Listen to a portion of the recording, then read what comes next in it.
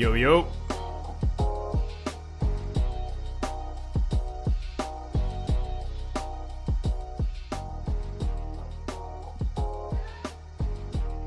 All right. Testing 1 3. I think everything's looking all right for the most part. Testing. How am I sounding to you guys? Hopefully the music's not too loud in relation to my voice. Let me know. But we are here. Wait, the Arashikage? Wagwan, man. Up and running. Alright, gentle people, Wagwan, Sanji Uchiha here. Welcome to the end of month subscriber stream. Yeah, I know it's not the last, it's not literally the last day of the month, but just decided to do it tonight instead of tomorrow night. Might have plans tomorrow night, so you know how it is. But yeah, here we are. So hope you guys are had an awesome July. The summer is quickly, coming to an end. Next month persons are gonna be talking about like back to school and back to university, all that jazz and blues. And it's just more money spending at the end of the day. But I hope you guys are doing awesome out there. It feels like my mic is kind of low for some reason. Hopefully I don't sound too low, but let me know if anything. But yeah, man, shout out to those of you who probably won't be able to make it live. Of course, after this stream goes up and you're rewatching the reruns, of course, definitely leave a like, let me know what you think, subscribe, all that jazz. So as I would have said in my YouTube post probably 2 days ago, yeah, I think it was Monday evening or Monday night, that the official Naruto website basically put out this article or this news post regarding Masashi Kishimoto and Ikemoto's interview in France. Now, the interesting thing is that we more or less already covered the interview last year. I'm sure some of you guys remember when there were some translations that came out regarding, Ikemoto and Kishimoto talking about, for example, the fashion design and the aesthetic of the characters, how Code was supposed to die from a long time, and what else again, if I can remember correctly, how Kishimoto basically had a draft of the entire story from start to finish, and then Ikemoto kind of interjects and makes changes, all that jazz. So we kind of covered the interview to a degree already, I believe. Unless it's a different interview with them in France. If I'm mistaken, let me know. But as I was scrolling through before coming on, specifically on Monday, it felt like the questions and the responses I was seeing was basically different from what we would have covered. So I just said, okay, this would be a good thing to actually go through. Because, as you can see, it's a fair amount of questions and responses, and I thought, yeah, why not do this for the end of month subscriber stream, in addition to talking about Boruto 2 Blue Vortex chapter 25 and beyond, and anything else that comes to mind based on what you guys are saying in the chat. So pretty much just that. So I want to tackle it and see what can happen. So yeah, hope you guys are doing great for the most part. I haven't been doing too well, but it's life. So what can you do, right? Alright, so I guess let's just dive in. So I'd like to depict it in a manga someday. Masashi Kishimoto and Mikio Ikemoto's interview in France published.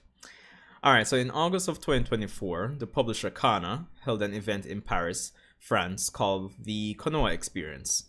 As part of that event, Masashi Kishimoto and Mikio Ikemoto took the stage to speak with French fans. Excitement ran high in the packed venue as guests gave the two a thunderous welcome and a standing ovation, which, as they should. I mean, to be honest, if Kishimoto and Ikemoto, pass through, jam down JA, not gonna lie, they would get a standing ovation as well, not lie. Anyway, Konoha Experience kept up the excitement from start to finish, and included an interview segment where the two manga creators answered questions from fans. Now we're sharing the questions and answers from that segment with all the Naruto fans out there via this special article. Be sure to check the end of the article for a video showing the creation process of the event's panel illustration. And of course, like a legend here, Kana is the French publisher of the Naruto and Boruto manga series, which is fair enough. Anyway, Boruto's creation process, Ikemoto's struggle with shadow doppelgangers, and what Kishimoto learned while creating Naruto. Now this should be interesting. It could be also be information that we've already heard, probably in previous interviews over the years, because, I mean, make no joke about don't get it twisted, you know, we're in 2025, and of course Naruto started in 1999, so it has been a while. We're getting old, fam. Getting old. Anyway, before we get into the interview, can I ask how the two of you are liking Paris? Have you been enjoying yourselves? Kishimoto's response: it's been a lot of fun. After arriving in France, I've been sightseeing in Paris, drinking great champagne, or as I would say, champagning, eating delicious French food. I've been in full vacation mode. Being here with everyone has got me back to business though. Ikemoto: I've been eating so much food, probably a little too much. I'm honestly a bit worried I might gain weight. Anyway, Mr. Ikemoto was an assistant from the very beginning of Naruto's serialization. So the two of you have been working on the world of Naruto together for a long time. That is true. Boruto is more of a collaborative work. So how have things changed in that regard? Kishimoto's response here: it was a completely different workflow. For Naruto, I was in charge of both story and the main illustrations, while Ikemoto helped with things like illustrating backgrounds and drawing shadow doppelgangers. For Boruto, Ikemoto is completely in charge of the story and main illustrations. It really is Ikemoto's manga, which, you know, is interesting at the end of the day because, again, from the previous, you know, translations that we saw last year, I mean, Kishimoto still did do a lot of the drafts, right? So, like a draft from start to finish. Unless that was false news. But, you know, let's continue. Naruto was quite a long series, and Boruto already has quite a few volumes to its name. Over that long process, have you found anything you like or dislike doing when it comes to creating manga? Kishimoto: I like drawing backgrounds, Japanese scenery, and animals. I struggle when it comes to drawing female characters though. That sounds odd to say for Kishimoto, don't you think? Because, I mean, I know when it comes down to comparing like One Piece and Naruto, like in the past, persons have kind of criticized Oda when it comes down to his female characters, and oh, they're all the same, etc., etc. While I think persons would label it, or like throw down the criticism that Kishimoto's like females, they look distinct. So I don't know. It's interesting to me that Kishimoto thinks, well, says at this point in 2025 that he struggles drawing female characters. I don't know, fam. I don't know if that's true. But anyway, Ikemoto says, no, I think I actually do pretty well with drawing female characters, but I really can't deal with drawing shadow doppelgangers. Yo, I can imagine, because like, imagine you did the draw, fam, and then you have to draw, okay, Naruto clone 79. You know, I guess that can get a bit tedious to say the least. Kishimoto: that's probably because I made you draw so many back in the day. Laughs.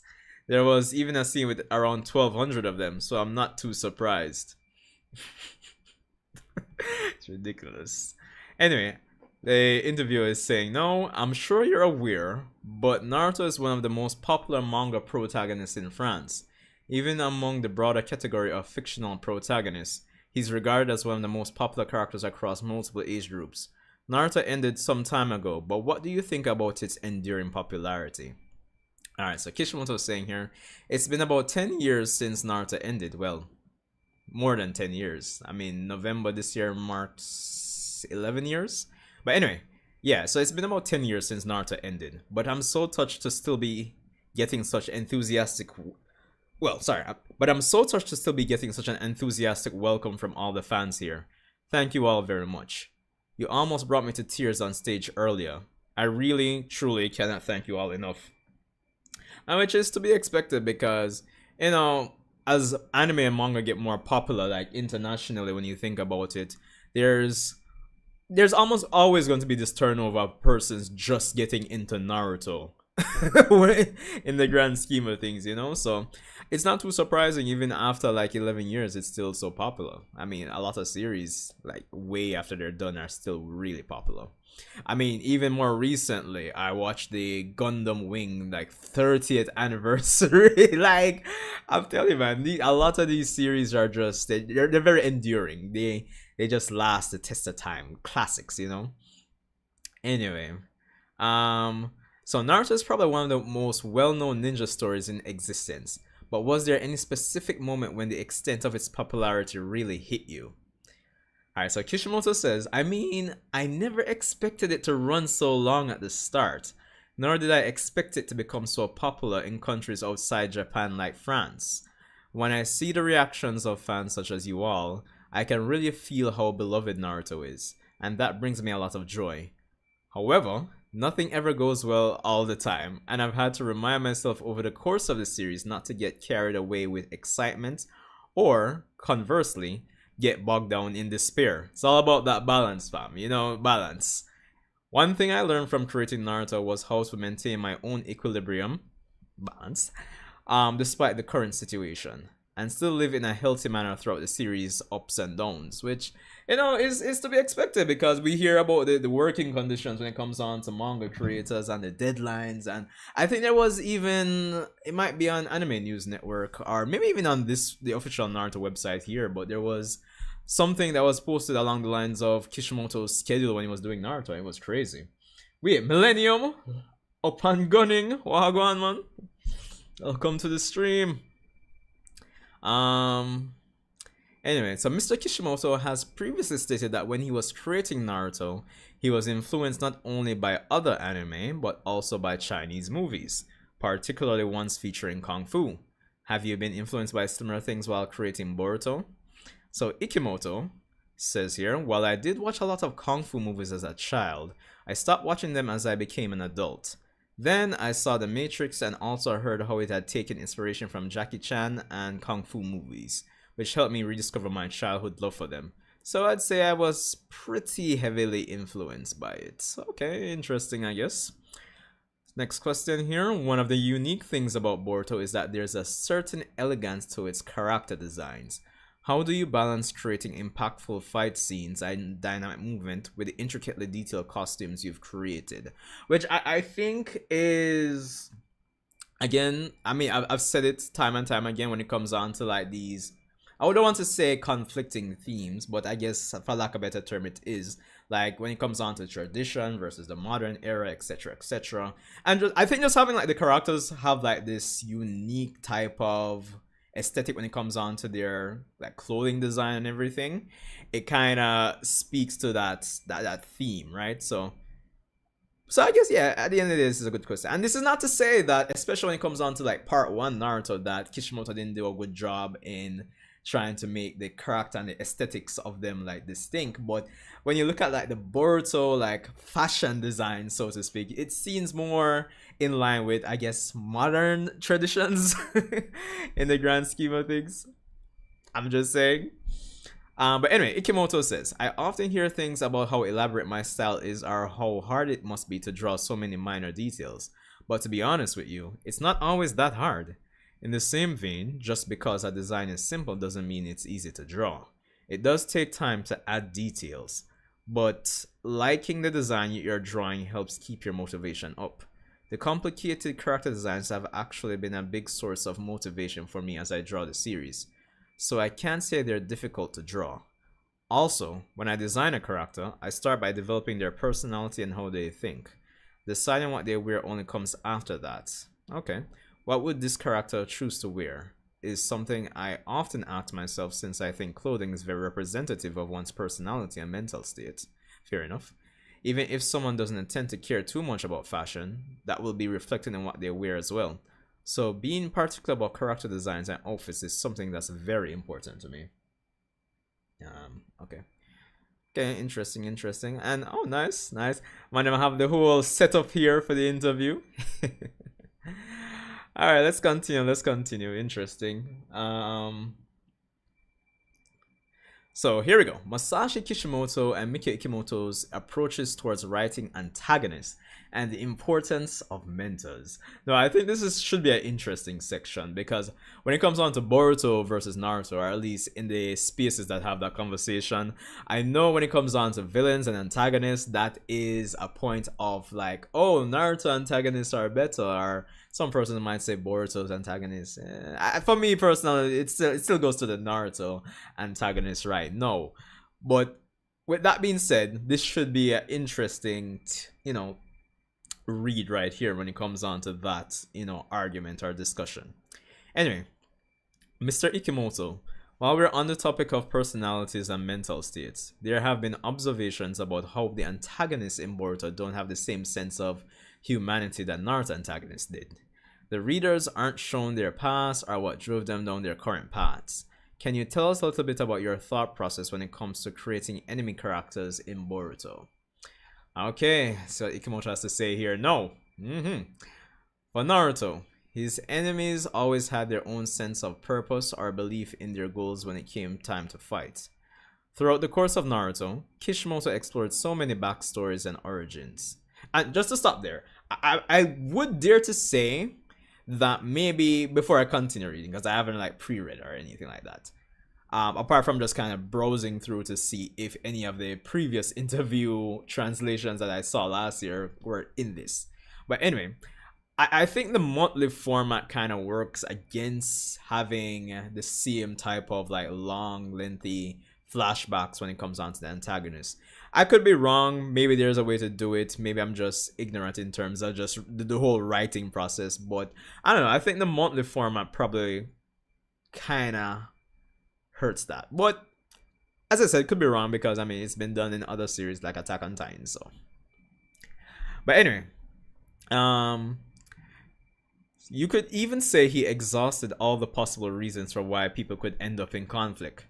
So there wasn't any new ground to break there, and it wouldn't be interesting to have an enemy show up that seemed like they belonged in Naruto.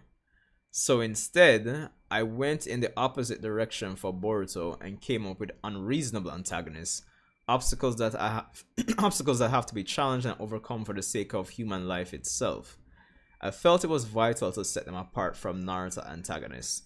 I don't know, what do you guys think about that? Because even if you want to say that Kishi like explored all the possible ways persons can come into conflict, like there's always like a level of nuance to like a person's life, right? And that nuance, even if it's been if it's like a reminiscent of something in original Naruto, can still attach the reader and allow the reader to have some sort of empathy and connection with the character.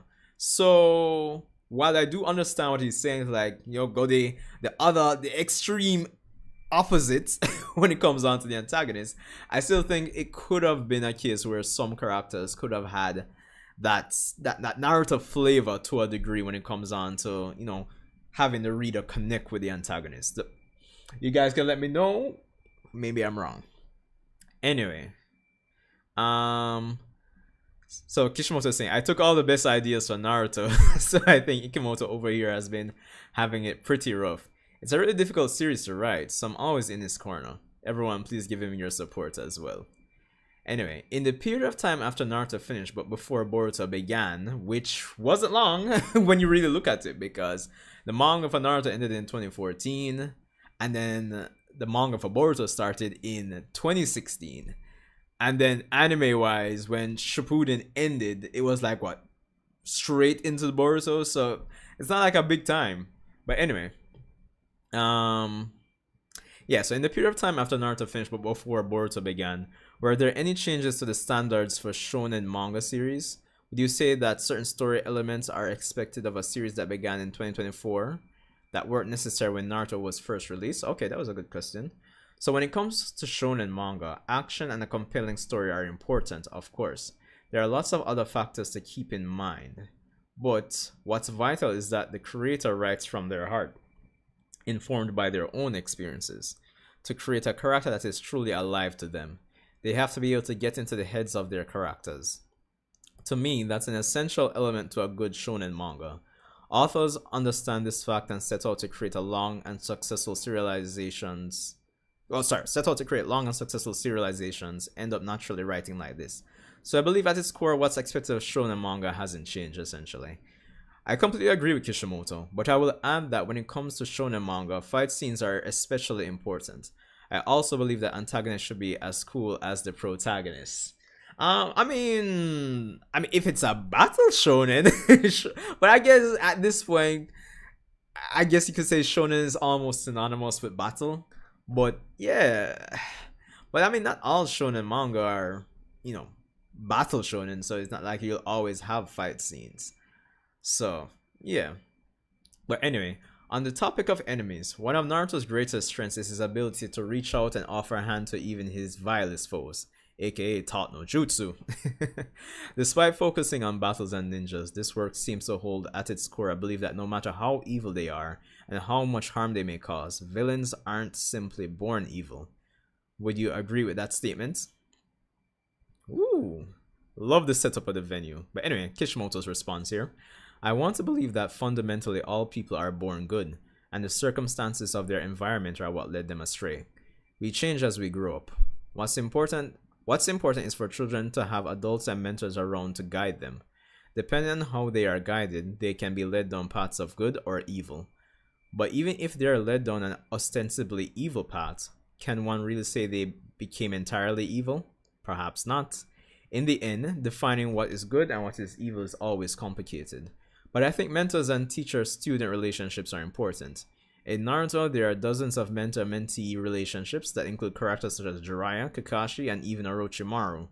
Are these relationships inherently good or evil? I leave it up to the readers to decide for themselves. Well, I'm sure persons would say, when it comes on to Big Oro, Big Oro, if I can say so myself, Big Orochimaru, I'm pretty sure a person would say it was evil. I mean, the guy want to take your body, bro? Yeah, that sounds pretty evil to me. Anyway, we continue. So, and again, yeah, I do like the setup of the venue here, not gonna lie. Anyway, I'd like to depict it in a manga someday. The feelings that Kishimoto put into Naruto and the trials and triumphs of story creation. So in the beginning of Naruto, there was a lot of emphasis placed on hard work beating out talent, as told through the characters of Rock Lee, Guy, and Naruto himself, which, in hindsight, I know a lot of us, extracted that whole theme of hard work versus talent and kind of pushed it to be like the overarching thing when it comes on to Naruto. I think was it Swag Kage? I think he did a video relatively recently regarding that discussion or something along the lines of that. It's one of his relatively recent videos, probably in his last 5 videos or so. Would have to check back his channel. But anyway, but afterwards, it was revealed that Naruto was the son of the 4th Hokage. Did you never consider giving Naruto a normal background rather than having him be born as the chosen one? And again, yes, this is a very big question at the end of the day, because persons, but especially back then when the manga was still running, when Naruto was revealed to be not even just the child of prophecy, but also the reincarnation of Ashura. Persons were saying, oh, this ruined the story and all that jazz and blues, etc., etc. So it should be interesting to see what Kishimoto is saying here. Anyway, that's a hard-hitting question, but it does get to the heart of the matter. At first, I wrote Naruto as a character who struggles with his impoverished upbringing. It's something that we have in common.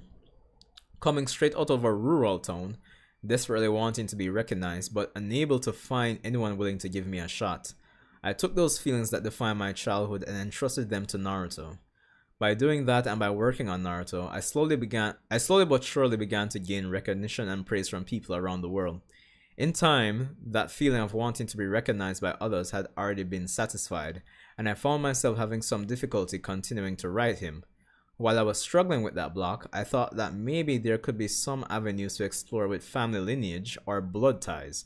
I also came to realize that the pressure of living up to expectations can also take a heavy toll on a person. So yeah, yeah, okay, okay, I get you. That's kind of like a natural transition where maybe like you literally start from zero and then you build up, get that recognition, etc. And then there's all these expectations on you now. Okay, so yeah, that does feel like a natural transition there. But anyway, let's continue to see what he's saying. So I also came to realize that the pressure of living up to expectations can also take a heavy toll on a person. So I took that shift in my own mindset and applied it to Naruto. I'd like to depict my conclusions regarding that idea in a manga someday, so please wait patiently for it.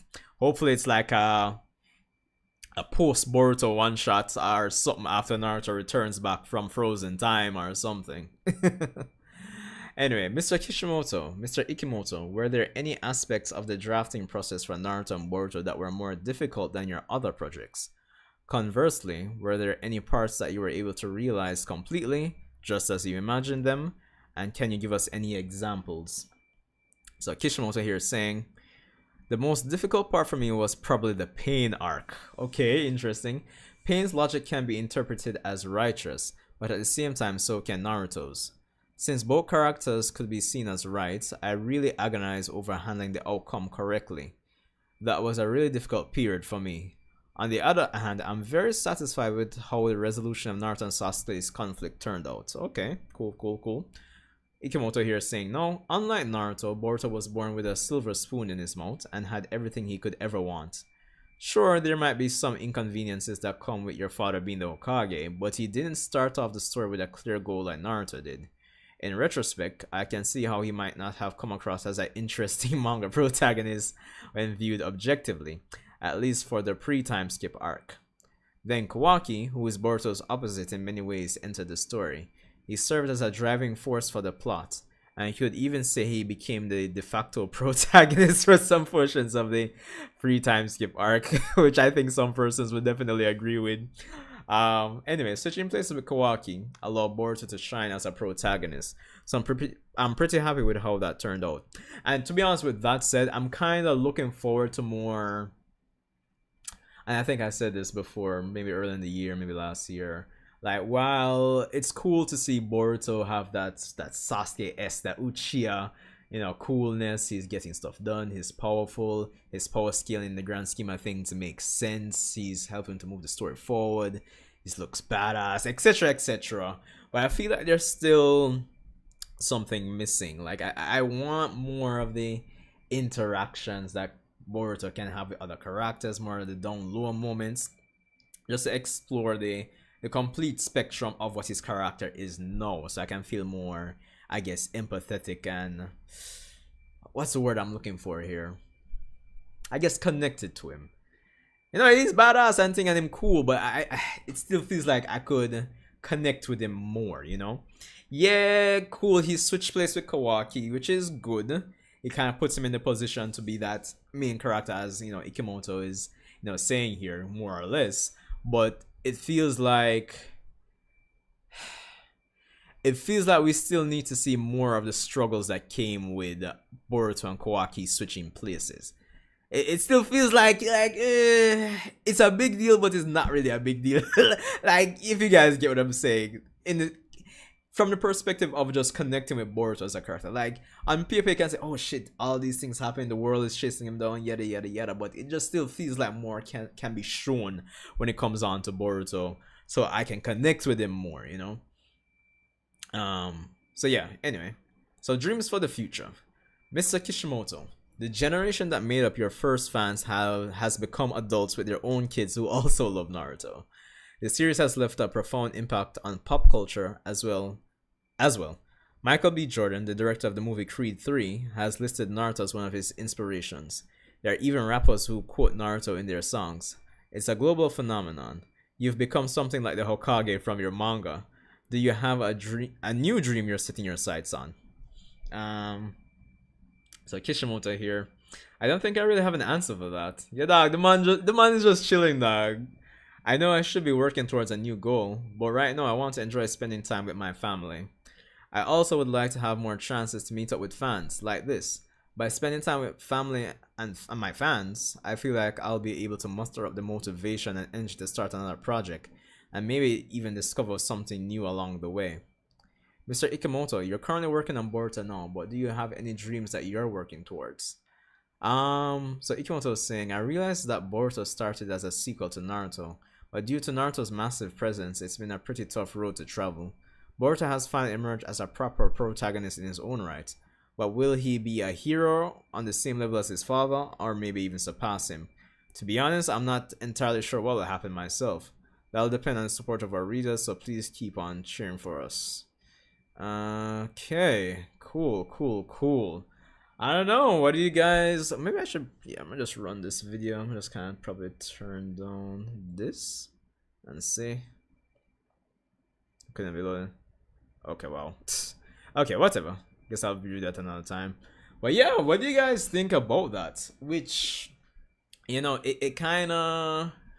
I don't know if the translations that we got earlier last year, or was it early this year, one of the two, I don't know if if it's a case like that was an entirely separate interview, because the whole vibe that Kishimoto gives in this interview here is like, yo dog, like I ain't even writing this shit. It's really just Ikemoto, dog. It's really just Ikemoto, honestly. So I'm curious because, again, from the previous interview that we covered, Kishimoto is like they still meet, they still talk, they still discuss. Kishimoto still has a draft of the story from start to finish, and they just make changes as they go along, etc., etc. So I'm kind of curious now if somebody can drop a comment or let me know, dog, because I gotta know. I have to know. Um, story I mentioned really is Ikemoto's manga. Yeah, it's like an almost completely different vibe from what was described before. Um, 1 second. Gonna take a leak.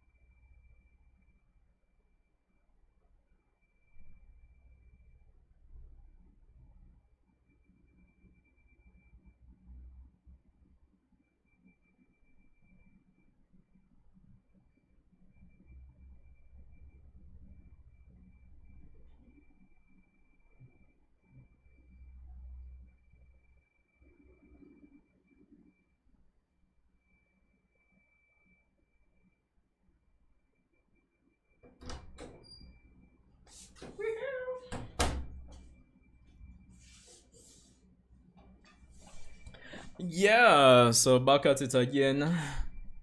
Um, 1 second. 1 second.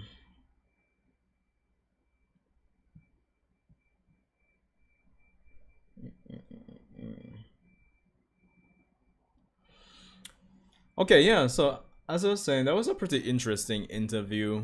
But I still refuse to believe that Kishimoto has like no no input when it comes on to the Boruto manga, to be honest. That would be crazy to me.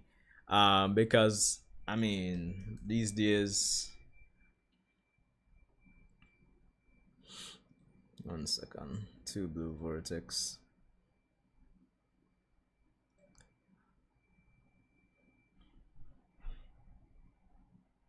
Well, yeah, the fact that he's still credited as supervisor, then yeah, I would like to believe what we got from the previous interview is definitely still true in terms of them doing meetings and him having the draft and all that jazz. But I guess it is what it is. Is what it is. Fuck.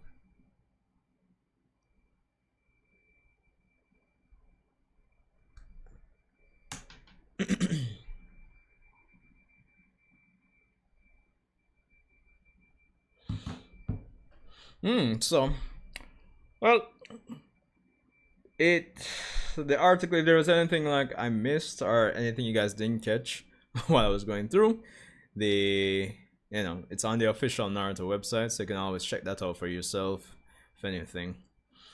Anyway, moving on. When it comes on to the great TBV, so I mean we're heading into August, this Friday, and the next chapter comes out on the 20th of August, which is a Wednesday. So it's going to be interesting because I, to be honest, consider this to be the end of this arc here in the Sand Village. And I would consider going forward chapter 25 and beyond the start of a new arc. But like most persons, I am really curious how that's going to start.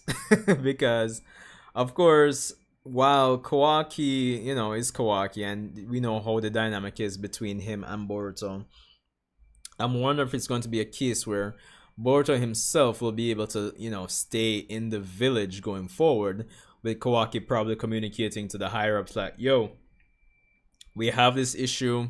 Boruto's decided to help us. We'll sort out things with him, quote unquote, killing the, seventh Hokage later. I wonder if Kawaki and his word will have that much sway going forward. Of course, Shikamaru will probably have his input too, which I think would be a nice move. Even though I still want to see, I mean, Boruto can go back and forth to, be a Kashin Koji, I guess, anytime, once he has enough time to focus. So, but I think him being in the village going forward with next chapter and beyond would be nice.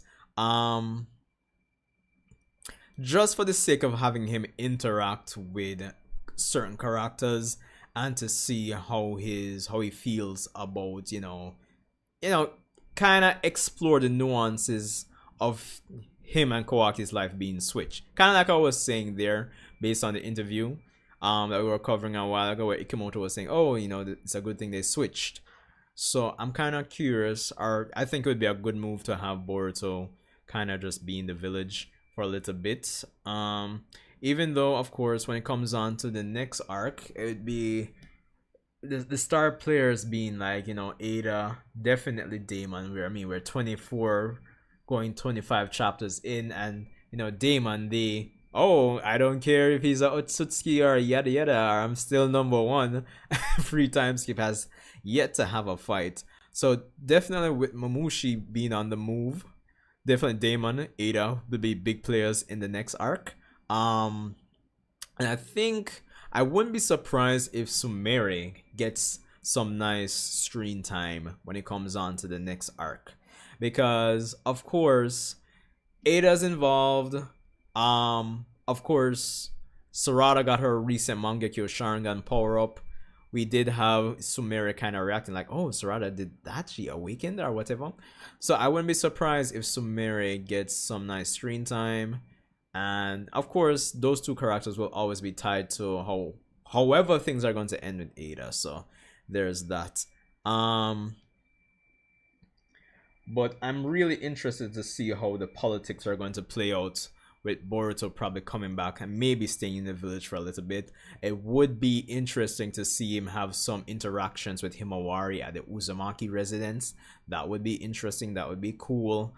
Now, given that, again, this is a monthly format, I don't think they'll kill the pacing completely. I think they'll handle it pretty fine when it comes on to balancing all of that. So, yeah. Of course, still needs to be, I wouldn't say resolution, there needs to be, I guess, a follow-up on what's going to happen with Kashin Koji and Boruto and their dynamic, because of course Boruto kind of threw everything out of whack compared to the the knowledge that we went into this arc with, that Kashin Koji armed him with, that Yoda, just don't go. And of course, like most persons are predicting, it's natural you're expecting some kind of maybe not falling out, but some kind of disagreements between Kashin Koji and Boruto in terms of how to handle things going forward, because naturally the logical deduction is that, yo, Koji, like, I was supposed to just let these people die, etc., etc. So there's that. But at the same time, I wonder if they'll factor in that Kashin Koji's use of prescience doesn't cover everything. Because again, he didn't see the conversation between Boruto and Kawaki, and how Boruto would have warned Kawaki to, or told Kawaki to do this and meet him by X point. So it's going to be interesting to see how that dynamic is going to play out. I know persons would say that, persons like Ada and Kashin Koji probably need to die, because at the end of the day, like, these characters are like walking cheat codes when it comes on to the arc.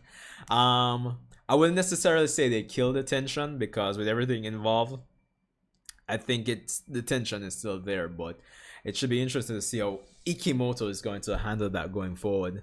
That aside, there is also the matter of the Shinju, because at this point we just have Momoshi, Jura, Hidari.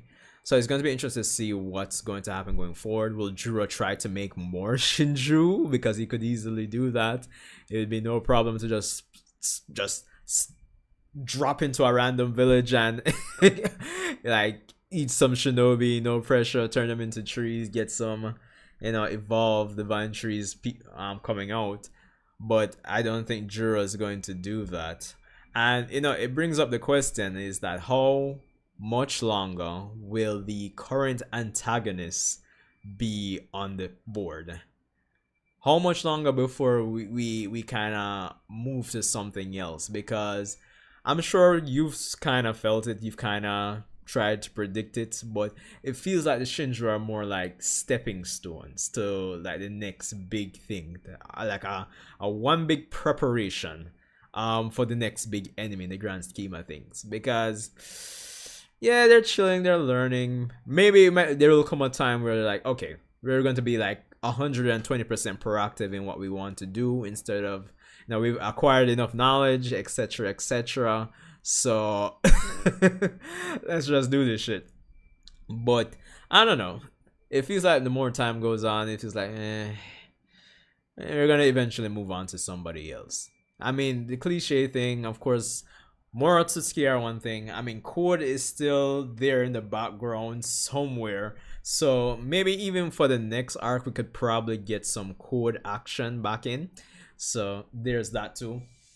That aside, thinking about it as well when it comes on to the heavy hitters coming out of these last two arcs, right? I mean, of course, Boruto, we know of Kawaki. I would like to think Himawari has been training in the last few days. Sarada, we got 4 heavy hitters there.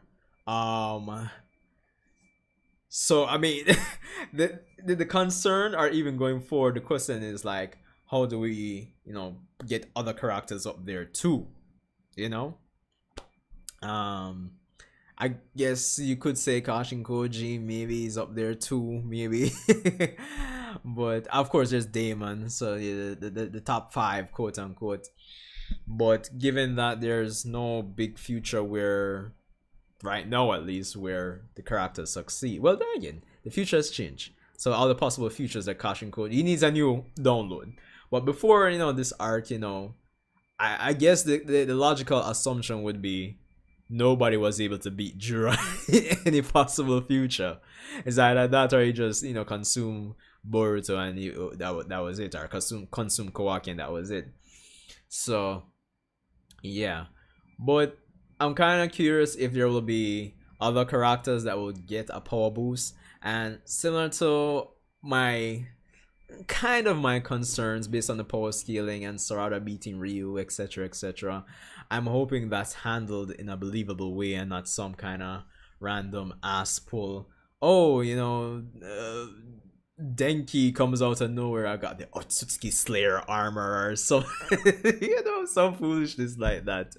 I mean, that would be cool, but like believable stuff, believable jumps in power. So That's another thing I'm looking forward to seeing how it's going to go for the coming chapters and arcs, or if we'll just kind of maintain like a steady pace, meaning that we'll just work with the five heavy hitters that we have right now: Kawaki, Boruto, Daemon, shit, forgetting. Kawaki, Boruto, Daemon, Himawari, and Sarada. If we'll just kind of maintain things when it comes on to them, and we'll just work with like escalating, power progression thread when it comes down to them. Because of course, Sarada, we still need to kind of find out the limits, the nuances of her Mangekyo Sharingan ability, and the limitations. Where does she go from there? Will she have to combat blindness? Of course, we still have Boruto and his whole deal with Momoshiki. Will Momoshiki make an appearance? Will he overcome it? Will he get the Jogan after overcoming his issues with karma? Stuff like that. I still need to get some nuance with Kawaki. Like, yo, dog, is he a glass cannon? Will they talk about it as we head back to the leaf? Where like, yo, where Kawaki will say, yo, dog, if the fight went on any longer, I would have lost, or something like that. Or, little nuances when it comes on to the characters and their powers. Because at the end of the day, this is still a battle shonen, and I need the nuance to accurately power scale a lot of these characters. Like I keep saying, I think Sarada's Mangekyo will be cured with scientific tech of some sort. Yeah, I wouldn't be surprised. Because at the end of the day, I mean, the Sharingan, by way of domino effect, technically comes from the Otsutsuki as well, right? Technically. So probably Amado will look at her Mangekyo Sharingan and he'll assess some sciencey stuff and like, oh, there's a missing section in the Uchiha brain when they activate the Mangekyo Sharingan that's missing some Otsutsuki, like through the generations they've lost something from the Otsutsuki that would have prevented the blindness, something like that. Maybe maybe I think that'd be an interesting take as well, outside of the cliche, oh, she'll get the 100 healings, the Byakugo seal, and boom boom bam, or bombastic, no blindness, so there's that. And of course, there's also the whole idea I've had as well, where, since Hidari is technically using Sasuke's chakra, maybe the chakra that's being channeled to Hidari's eyes right now could somehow be transferred to Sarada's eyes, and, she kind of gets eternal Mangekyo somehow that way. And, if and when Sasuke comes back, he doesn't have to really give up his last remaining eye either. Or maybe even Hidari, with that train of thought, maybe we could heal or recover Sasuke's lost eye too, for him to get some kind of quote-unquote power up if and when he comes back. So, little stuff like that. But given, again, the pacing and everything, I wouldn't be surprised if, again, when it comes on to the next arc and the arcs beyond, they'll just work with the top 5 heavy hitters on the good side right now, and just focus on, I guess, the melodrama or whatever the case may be when it comes on to characters like Sumire and thing. I'm kind of worried or concerned what they'll do for Konohamaru. I mean, he's shown some nice improvements, some nice techniques, but I'm kind of curious what they'll do with him too. And Mitsuki is the next one. So yeah, it's anybody's guess how it's going to actually turn out when it comes on to like those characters, because at the end of the day, yeah, the manga only has so much time to work with each month, right? So there's that to consider as well, fam. That to consider as well. Boom. I feel Mitsuki will have his time soon. Yeah, but to be honest, I don't think Mitsuki will have his time until not next arc. I think maybe the arc after that, to be honest. Because at the end of the day, I think if my idea of Boruto being in the village for a little while comes true, just to explore the nuance, kind of connect with him more in terms of what he lost in the switch with Kawaki, maybe we'll have more interactions between Boruto and Mitsuki and all of that in the village for a little bit as well. And while not next arc, maybe that can lay the foundation, that can start the build up for Mitsuki to have something in the arc after that. So maybe that could be the case as well. But Soon is relative. In real world, in the real world, I don't see Mitsuki really having his time until 2020, maybe like mid 2026 and beyond. I could be wrong. I wouldn't mind being wrong. Maybe they'll juggle things, but next arc right now, I think is looking pretty packed with as I said, Ada, Damon, Mushimi, Sumire more than likely.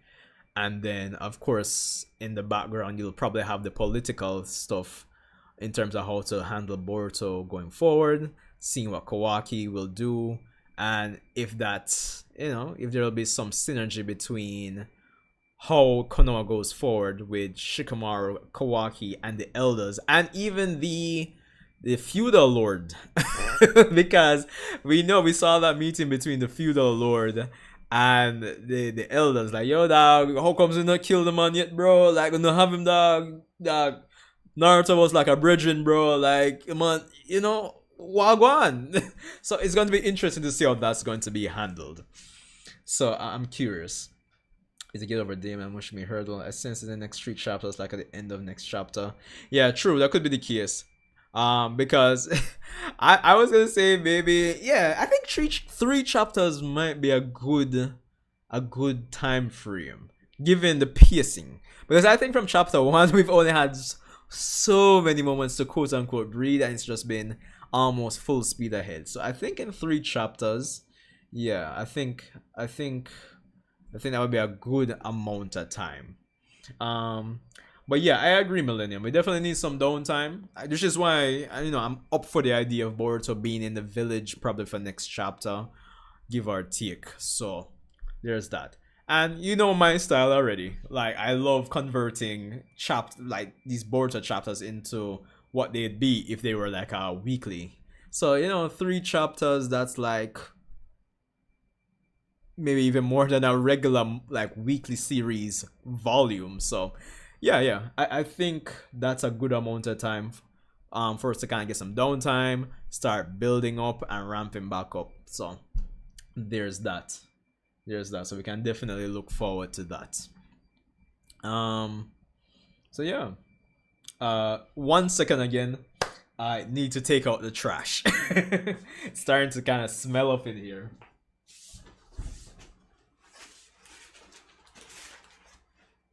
I know you'd probably ask, "Well, Sanjay, do you take out the trash? It's almost midnight, but not really."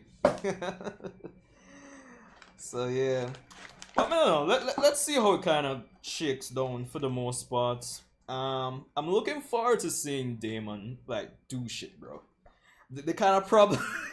The curse of the strongest is going to be real when it comes down to Damon, dog, because you know how it go already when it comes, yo, these characters are so powerful and he hasn't had like a proper fight. And then it's gonna be so funny if like when the man get a proper fight him lose. That would be so funny, bro, to be honest. Konohamaru with the bag. Yo, 1 second, my phone.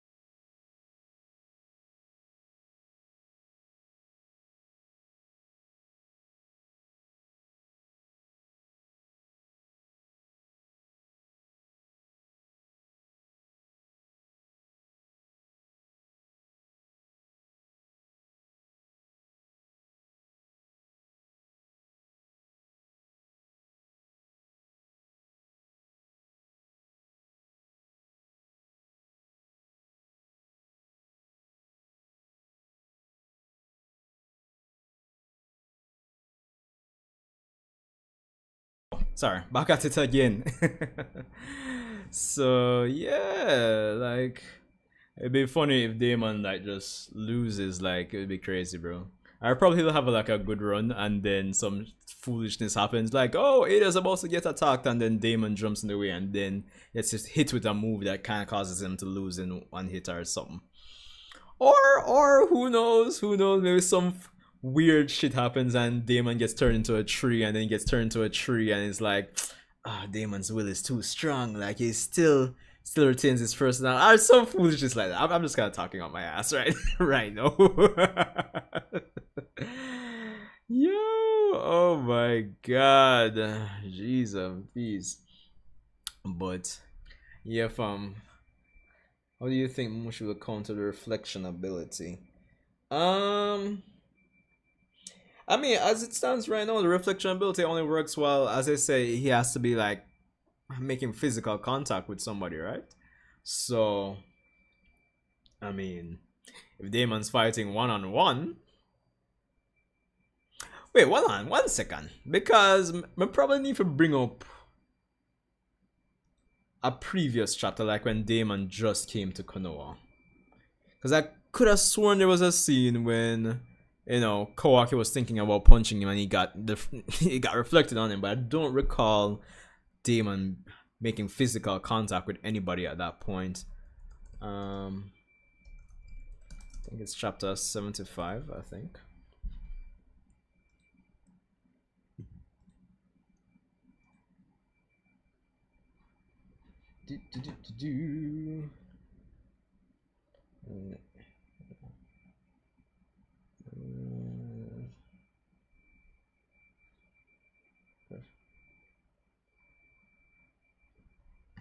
One second.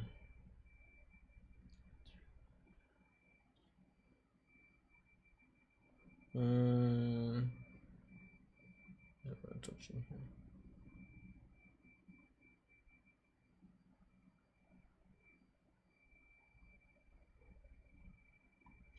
Yeah, this scene here. Let's kind of bring this up here. So he reflects all attacks, any action that would inflict harm on him, and though it's necessary for his hand to be touching another person, his ability will also transfer to the person currently touching him. And then we come back here, he asks if you want to test it, and then Kawaki tests it. But is he like making physical contact with Ada at this point? Maybe? Maybe?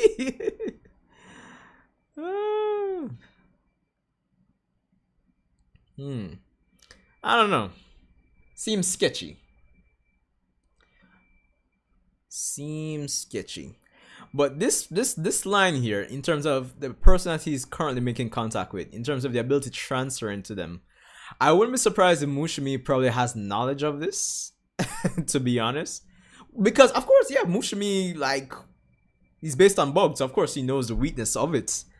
So it wouldn't be surprising, but taking this line into consideration, this whole, it will transfer. I'm wondering if Bug will try to be in contact.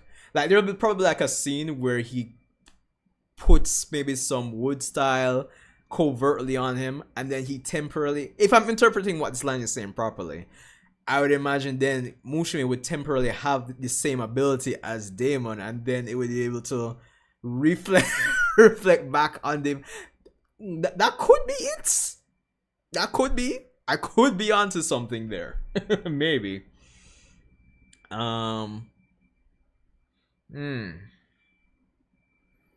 That could be set up for it, probably. Especially again, since Mushimi is based on Bug, and Bug knew the weakness of it. So there's that. But yeah, that could be the quote unquote, ace in the hole that Mushimi will have to take out Damon. But outside, I am more interested in how the fight will go outside of the reflection ability. Because, like, yeah, you figured out the plan, yada yada, you figured out the weakness, but as we saw in the fight with Code, that still wasn't enough, fam. So that's going to be the key right there in terms of seeing how this fight is going to go down. So yeah. But again, just to reiterate and answer your question, Millennium, yeah, if it's definitely going to come to a case where like countering it, if I'm taking this line literally or if I'm interpreting it well, properly or right, in terms of the ability transferring to the person he's currently touching, I wouldn't be surprised if somehow Mushimi put something on Daemon and it technically counts as he's in contact with Mushimi, and then Mushimi probably just uses the ability, the reflect ability, against him more than likely. That's what I am suspecting when it comes on to that, which would be pretty cool because it would have been set up from quite a while now. Cooked. Yeah, because Mushimi. But again, as I'm saying, I am looking forward to seeing how the fight goes outside of the reflection ability. But given the nature of the reflection ability, you might not need a lot to get somebody cooked, to be honest. Mess when his sister gets put on a shirt. That too. That too, Arashikage. Oh boy. But I think Ada is going to either get kidnapped or she'll somehow survive, really. But it would be crazy, don't you guys think? If Mushimi like alright. Mushimi like eating Ada is one thing. No pun intended. But but anyway, but thinking about it, like I've been thinking about this for a while in terms of if any evolved divine tree then eats their target, like what happens? For example, if Jura eats Naruto, does he become like some merged construct of the Ten Tails and Naruto in terms of personality? Does Jura cease to exist and it's just Nura after that? I don't know. Like, I'm kind of curious. And then the next thing as well is that there's so many different factors. There's so many pieces on the board when it comes on to a lot of things Boruto, right? Because right now, when it comes on to these divine trees, these evolved divine trees, where the Ten Tails that have Ishiki's essence and a bit of Shibai's essence slash DNA mixed in there, and all the karma shenanigans. But for example, if Mushimi eats Ada, who I would say has probably quite a bit of, well, also has Shibai's cells, I'm wondering what results, what comes of that. So many questions, so many what ifs at the end of the day. So I am really curious. Yo, I'm not lie. We need like a desktop screensaver with this in color, 16 by 9. Yeah. Need it, man. Need it. Somebody do it. Send me the Discord somehow. But yeah, I'm kind of curious what will happen, man, in terms of all of that. And I'm also curious going forward if, like, in the conversation, I'm expecting Boruto and Kawaki to have, or just the whole group to have on their way back to Konoha is, why didn't Kawaki use Karma Stage 2? I mean, it could be a case where, like, in the back of his head, oh, I can sense that Boruto is starting to lose control. Let me just deactivate Karma. Because as we see here, after he kind of pins down Drura, he kind of deactivates Karma. Where is that scene of Boruto? Yeah, right here. I'm wondering if he probably sensed it and just didn't go any further. I'm really curious what Kawaki will say, or if they'll reveal more about his lack of ability to kill Jura. But I guess we'll see. One second. I guess this is fine. I can close this.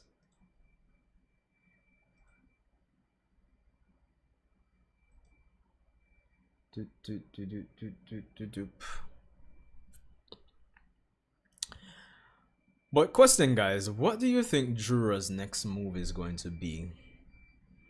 That is the question, I think.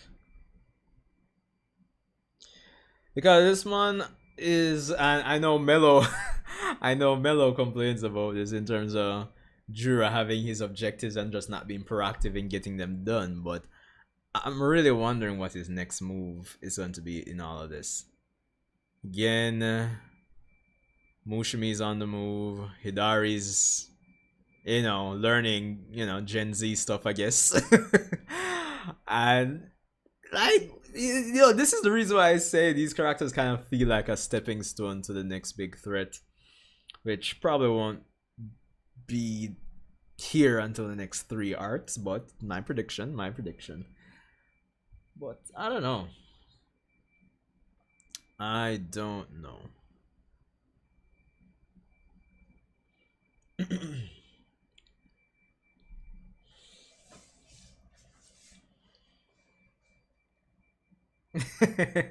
Totally Ick era. Yep. And it's very interesting that he was happy that Kawaki complimented him, dog. Like, it's kind of curious, bro. It's kind of curious.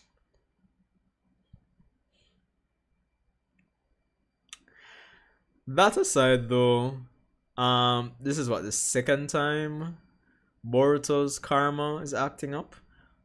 Probably third time's the charm, and then we'll probably get something with Momoshiki as well. Who knows? Guess we'll have to see.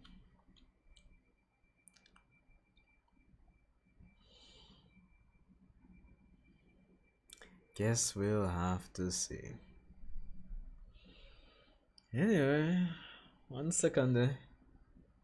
1 second.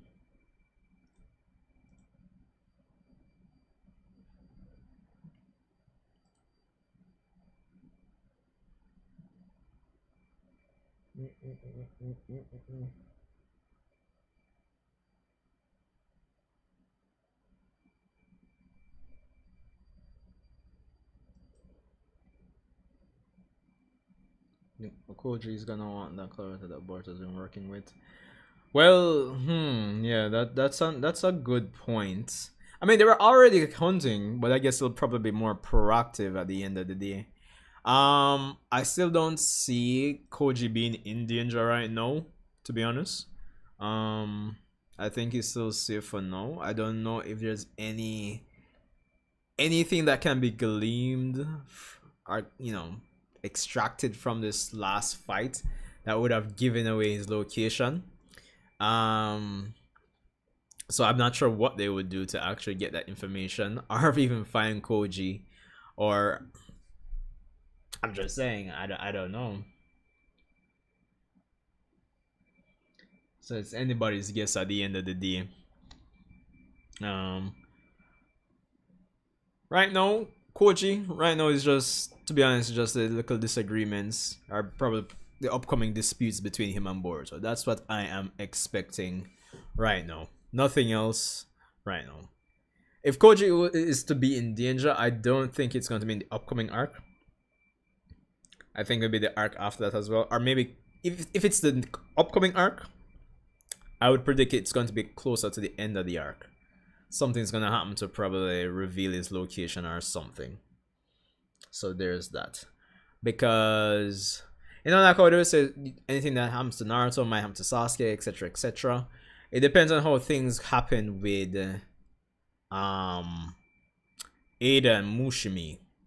Because if it gets to the point where like Mushimi gets Ada, or somehow uses the her powers against her to her clairvoyance, that would be the way that Koji would be in danger. So it depends on how things are going to go with Mushimi, because right now Ada and Kashin Koji are like two sides of the same coin.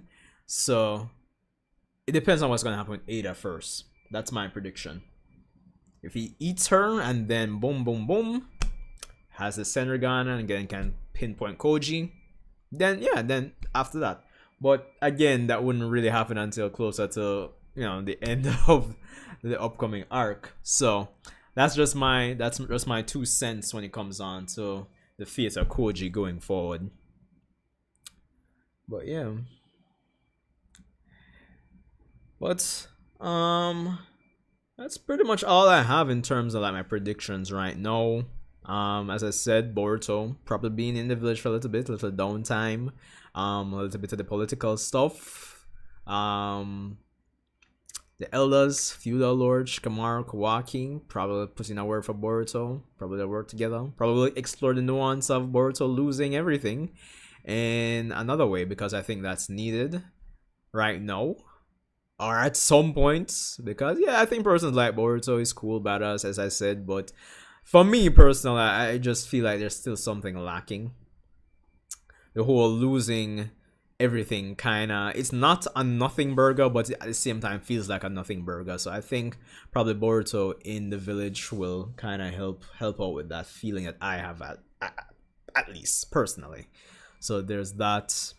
Next arc, Sumere, Ada, Damon, Mushimi, and it depends on how that goes. We'll probably have Kosh and Koji be in more danger or whatever the case may be. There's that, and it's anybody's guess what Jura and the other Shinju will do.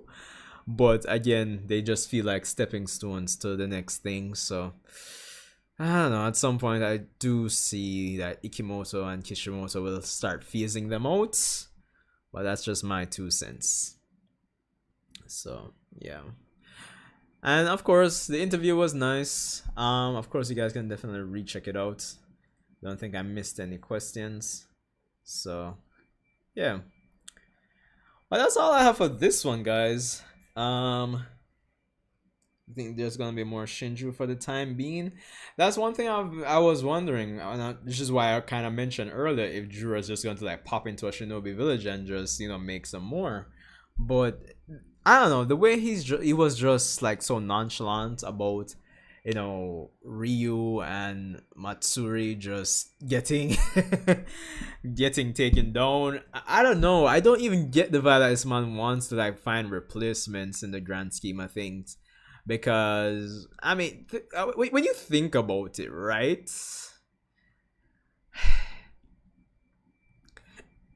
The Shinju that really, sorry, the Shinju that really came about were really like a proactive choice, a proactive like conscious choice on Jura's part, outside of like yeah, outside of that initial ones, like before Ryu, it wasn't. I don't think it was like proactive, like a conscious, like oh we need more. So I don't know. I don't think so. Because it's like yeah, you could have some more Shinju when you throw them as a way for other. I mean, yeah, if nothing else, you could do that so you can have other characters have an opportunity to get stronger. You know, kind of make the plot force them because at this point of course Hidari has each of them have their target and they're going to be working with their targets like to get their targets, so probably having like another one that wants Konohamaru or something, or one that wants Mitsuki or something to kind of force them to level up. That could be like a tool they use narratively to kind of help that.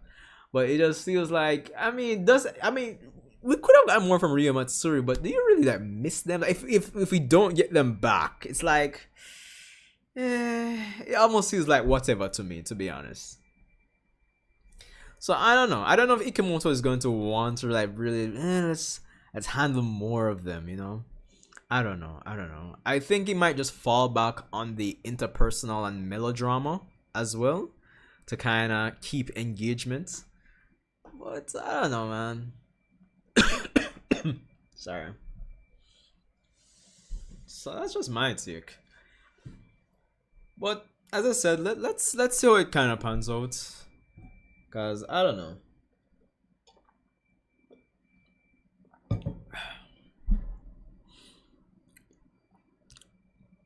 So yeah, pretty much just that, people. Pretty much just that. But yeah, that's all I have for this one. Kind of a short end of month subscriber stream. Kinda, yeah. But definitely join me for Boruto 2 Blue Vortex Chapter 25 when it does drop, naturally. And yeah. Any final comments or thoughts, guys?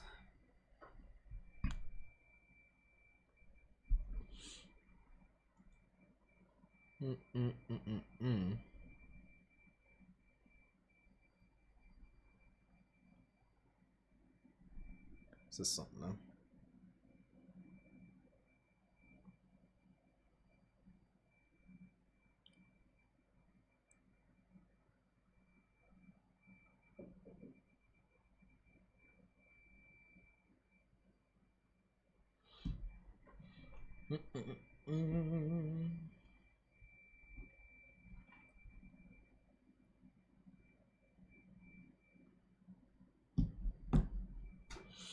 Alright, well, if no final thoughts like that, I think I'm gonna end it out here.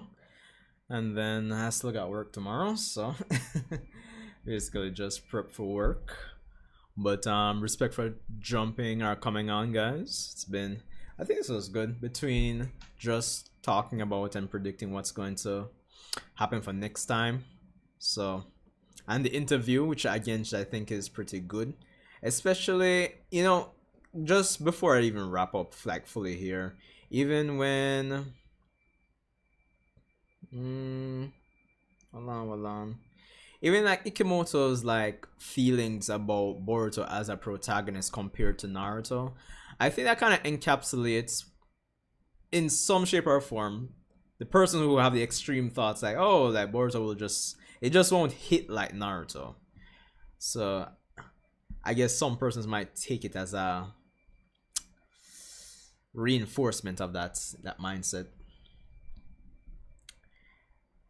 Oh yeah. Amado.